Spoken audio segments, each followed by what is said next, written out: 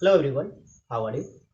इस video lecture में आप लोग पढ़ेंगे cause of paramagnetism and Curie's law.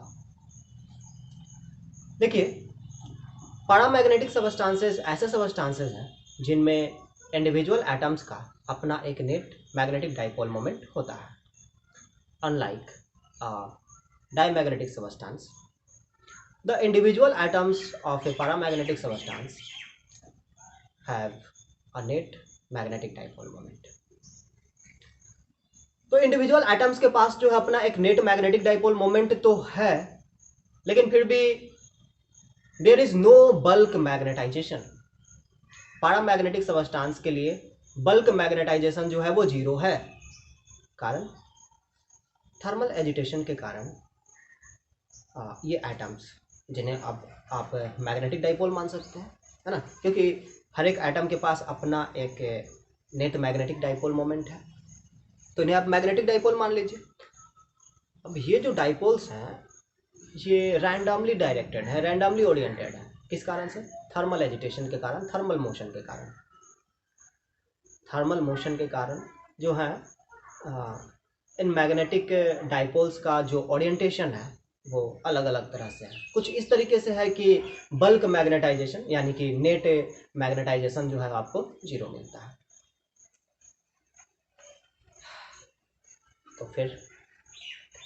तो जब आप एक्सटर्नल फील्ड अप्लाई करते हैं, एक्सटर्नल फील्ड अप्लाई करने पर यदि टेम्परेचर सफिशिएंटली लो हो, क्योंकि यदि टेम्परेचर ज़्यादा होगा तो फिर वही रैंडम मोशन चलता रहेगा। रैंडम मोशन चलता रहेगा तो फिर इन डाइपोल्स को अलाइन करना, है ना, किसी एक डायरेक्शन में ओरिएंट करना मुश्किल हो जाया करता है।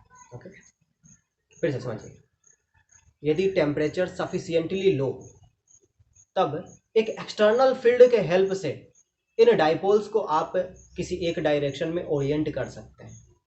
लेकिन यदि एक्सटर्नल फील्ड सॉरी लेकिन यदि टेम्परेचर हाई हो, तो टेम्परेचर हाई होगा तो फिर क्लियर है कि एटम्स के पास जो है थर्मल मोशन होगा, वो रैंडमली जो है मूव करते रहेंगे, ऑसिलेट भी करेंगे, है ना, इधर उधर मूव भी करते रहेंगे। तो इस कारण से जो है आप उन्हें जो है किसी एक डायरेक्शन में अलाइन करना जो है वो मुश्किल हो जाता है।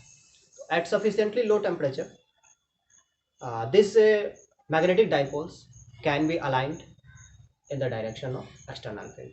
Okay? ये जितने भी डाइपोल्स हैं, ध्यान दीजिए, डाइपोल्स कंपास निडल के बारे में आप लोगों ने पढ़ा है। जब भी एक्सटर्नल फील्ड में रखते हैं तो उसका अलाइनमेंट इस तरीके से होता है ताकि फील्ड लाइंस, एक्सटर्नल फील्ड का फील्ड लाइन और कंपास निडल के फील्ड लाइंस एक दूसरे को इंटरसेक्ट ना करें, और इस कारण से कंपास निडल जो है उसका मैग्नेटिक डाइपोल मोमेंट और एक्सटर्नल फील्ड दोनों का डायरेक्शन सेम होता है। यहाँ भी तो इस सैंपल में जो पैरामैग्नेटिक सैंपल है इसमें बहुत सारे एटम्स हैं, उन एटम्स के पास अपना डाइपोल मोमेंट है, मैग्नेटिक डाइपोल मोमेंट। अब यदि वो रैंडमली ओरिएंटेड है, अब एक्सटर्नल फील्ड में रखते हैं तो ये सारे डाइपोल्स जो है वो ओरिएंट होंगे, वो अलाइन होंगे। किस अलाउ? एक्सटर्नल फील्ड के अलाउ।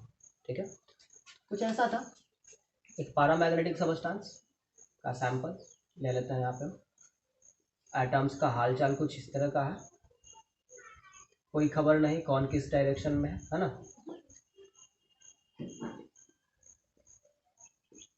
सब डिफरेंट डायरेक्शंस में जो है पड़े हुए इस तरीके से। इंडिविजुअल एटम्स और उनके डाइपोल मोमेंट के डायरेक्शन को यहाँ दिखाया गया है। अब जब एक्सटर्नल फील्ड अप्लाई किया जाएगा, यहाँ पर हम एक्सटर्नल फील्ड अप्लाई करते हैं, तो एक्सटर्नल फील्ड अप्लाई करने पर अब जितने भी डाइपोल्स हैं उनका अलाइनमेंट होगा, है ना, सारे इंडिविजुअल एटम्स, सारे इंडिविजुअल डाइपोल्स का अलाइनमेंट होगा एक्सटर्नल फील्ड के डायरेक्शन में।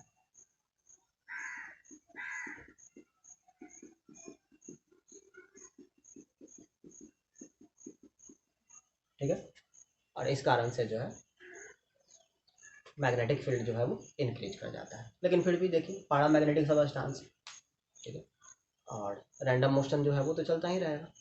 टेम्परेचर बहुत ज़्यादा लो करेंगे, सुपर कूल करेंगे तो वो एक अलग बात है ना, लेकिन टेम्परेचर यदि है नॉर्मल रूम टेम्परेचर के जैसा है ना, तो उस केस में मोशन तो चलता ही रहा है। तो ये जितना फिगर में आपको सीधा दिख रहा है ना, उस तरह से नहीं होता है, और इस कारण से नेट मैग्नेटाइजेशन जो है बहुत हाई नहीं होता है, नेट मैग्नेटाइजेशन लो ही रहता है। ठीक है, पैरामैग्नेटिक सबस्टेंस के लिए।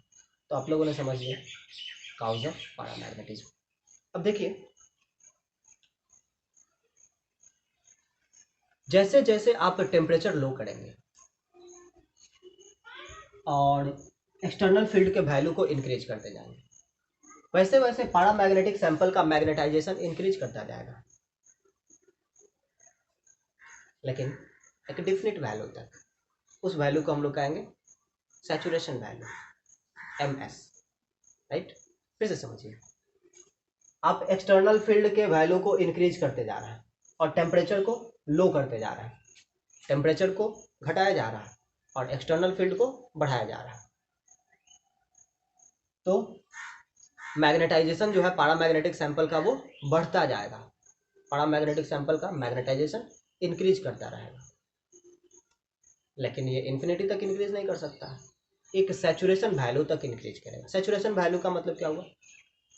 मैग्नेटाइजेशन का वो वैल्यू जब सारे एटॉमिक डाइपोल्स मैग्नेटिक फील्ड के डायरेक्शन में हो परफेक्ट, उस समय इस सैंपल का जो मैग्नेटाइजेशन होगा उसे हम लोग कहेंगे MS, saturation value of magnetization. Okay, तो आप लोग देख रहे हैं कि मैग्नेटाइजेशन जो है वो सिर्फ और सिर्फ फील्ड पर डिपेंड नहीं कर रहा है, बल्कि फील्ड के अलावा टेम्परेचर पर भी डिपेंड कर रहा है। And according to Curie's law ये पाया गया है कि किसी पैरामैग्नेटिक सबस्टेंस का मैग्नेटाइजेशन टेम्परेचर का इन्वर्सली प्रोपोर्शनल होता है, according to Curie's law.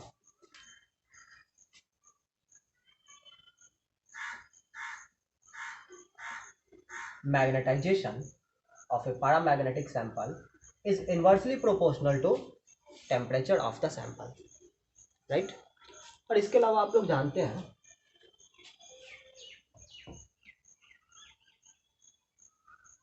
Magnetisation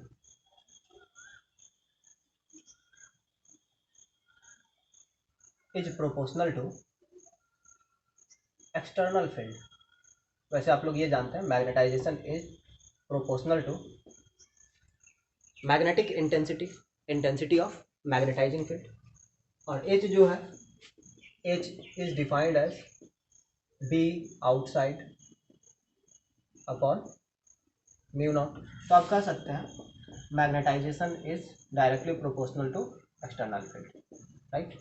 अब इन दोनों को कंबाइन कीजिए तो आप लिखेंगे magnetization is proportional to outside field